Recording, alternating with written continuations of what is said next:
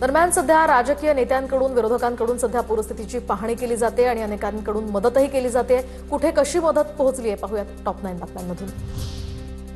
यवतमाळमध्ये दीनदयाल प्रबोधिनीला मुख्यमंत्री फडणवीसांची भेट। दरम्यान बैलगाडी चालवत मुख्यमंत्र्यांकडून नुकसानग्रस्त भागाची पाहणी। धाराशिवच्या वाशीमधील पूरग्रस्तांना आमदार तानाजी सावंतांकडून मदत तर नागरिकांना अन्नधान्याचं किट वाटप। भैरवनाथ शुगरचे कार्यकारी संचालक केशव सावंत यांच्या हस्ते वाटप। नाशिकच्या चांदवड भागामध्ये शिवसेना सचिव भाऊ चौधरी या शेतकऱ्यांच्या बांधावर नुकसानीचा आढावा घेत त्यांनी शेतकऱ्यांशी संवाद साधलाय। भरीव मदत देण्यासाठी उपमुख्यमंत्री एकनाथ शिंदेंशी चर्चा करणार असल्याचीही त्यांची माहिती।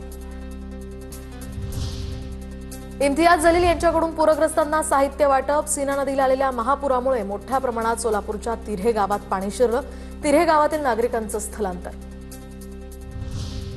पंढरपुरातील पूरग्रस्तांना दिलीप धोत्रे यांनी स्वतःच्या शेतातला मका वाटला। मागील काही दिवसांपासून झालेल्या पावसामुळे शेतकऱ्यांच्या शेतात पाणी साचलं, त्यामुळे जनावरांच्या चाऱ्याचीही गंभीर समस्या निर्माण झाली। छत्रपती संभाजीनगरच्या पैठण शहरामध्ये मंत्री संजय शिरसाट आणि आमदार विलास भुमरेंकडून नुकसानीची पाहणी। शेतकऱ्यांना सर्वतोपरी मदत करणार शिरसाटांची प्रतिक्रिया।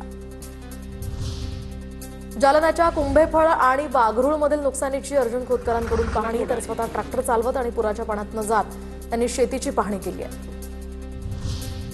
सीना नदीकाठच्या पुरानं करमाळा तालुक्यात नुकसान। पूरग्रस्तांच्या जनावरांसाठी प्रशासनाकडून चाऱ्याचं वाटप। तहसीलदार शिल्पा ठोकळे यांच्याकडून जनावरांना चारा वाटप।